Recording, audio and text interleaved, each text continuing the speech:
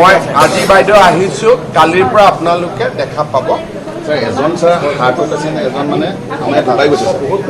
মই বাইদেউ সেইকাৰণে লখিমপুৰত আছিলোঁ, ডাইৰেক্টলি আহিলোঁ, আপোনালোকৰ কথাখিনি শুনিলোঁ আৰু তেওঁলোকৰো শুনিলোঁ।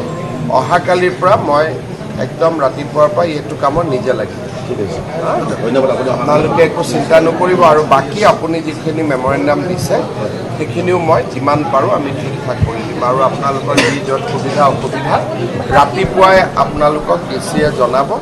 মই প্ৰত্যেকখন ঘৰতে কেনেকৈ সহায় কৰিব পাৰোঁ, কি কৰিব পাৰোঁ, গোটেইখিনি মই আজি ডিচিৰ লগত পাতি আপোনালোকক অহাকালি জনাই দিম। ঠিক আছে। মানে এই যে 350 ফেমিলিজ তেওঁলোকৰ পুৰা লিষ্টিং কৰি ONGCৰ পৰা আমি যিটো কম্পেনচেশ্যন কৰাব লাগে আপুনি সেই চিষ্টেমটো বনাই দিয়ক। চিন্তা কৰিব নালাগে, কম্পেনচেশ্যন ক্ষতিপূৰণ মানে ONGC হওক অন্য ধৰণে হওক আমি মানুহক কষ্টত পৰিব নিদিওঁ। কালিৰ পৰাই আপোনালোকে ভাল পাব, মই যিমান পাৰোঁ মই সহায় কৰিম।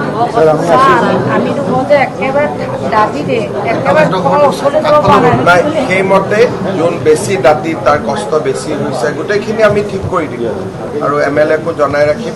আমাৰ বিমল বৰাও আহি থাকিব। গমে আপোনালোকৰ মই গম পাইছোঁ আপোনালোকে নহ'লে ইমান কষ্ট দিয়াত কিয় থাকিব।